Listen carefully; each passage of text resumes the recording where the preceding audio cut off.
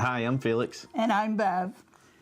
And we have began our journey here at St. Paul when our son was... He was 5 years old and started in the daycare, and now he's 32. I don't know how that happened, but it did. So throughout the years here, we have served in a number of different ministries, through student, through young adult. We did choir tour for many years, and now Felix is a lay leader.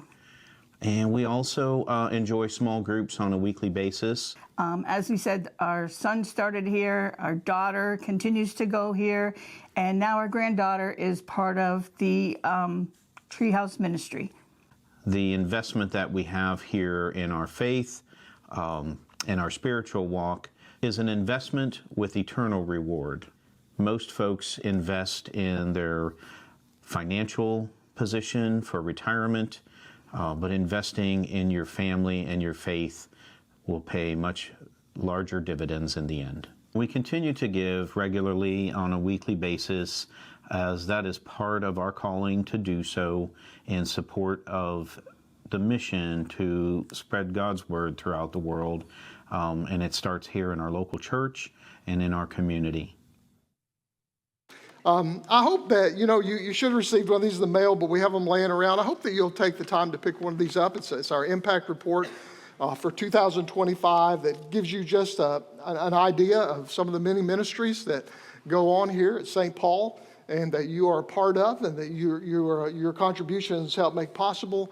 And so we just want to thank you for that and just like to encourage you to make sure you're aware of just a lot of the stuff that goes on here.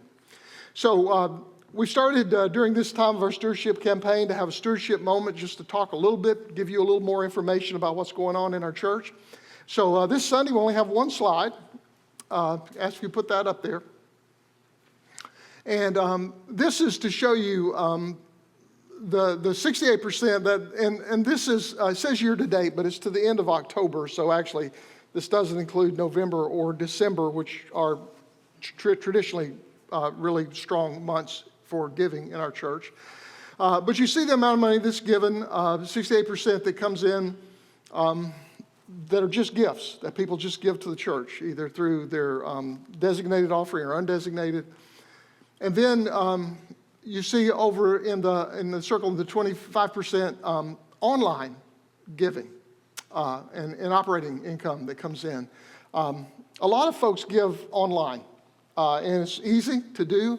You can set it up so that it happens every month as a withdrawal, just like some other things that you do, and then you don't have to keep up with it or worry about it each week or each month or however you do it.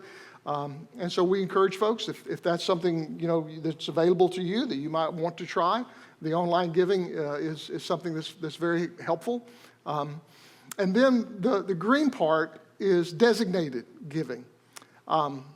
And on the online giving, we're going to try this year to come up with some other ways to make it easier for you to give online and also, maybe even through your phone and some other ways that a lot of people are now used to giving. But the green money is designated, and that's 7% of the money that we've received this year. It's just like $43,000. And I wanted to speak just a moment about designated giving. I want to first of all thank you, those of you who have given. Designated means it's given to a specific ministry. So you could give money and designate it to go to Handicapable or Open Arms or student ministry or children's ministry. And when you do that, then that money can only be used for what you designated it for. It can't be used for any other purpose. And of course we honor that and we do that. And here's the thing that I would just like to make sure everybody's aware of. When you designate your money, we can't use it for anything else. And so if you designate money to children's ministry, that's great. Or to student ministry, that's great. Except students and children use the gym. And we still have to pay for electricity, and we still have to pay for air conditioning, and we still have to refurbish the floors in the gym. We can't use any of that money to do any of that stuff because it's designated somewhere else. So I would just encourage you, again, we thank you for your giving in any area, but if you would give your first 10% to the budget, and then anything else you want to give goes above that, goes into designated. That really helps us out to be able, because here's the problem. Nobody I know in all my years of ministry has ever designated money to pay the light bill. No one has ever designated money to fix toilets that run over.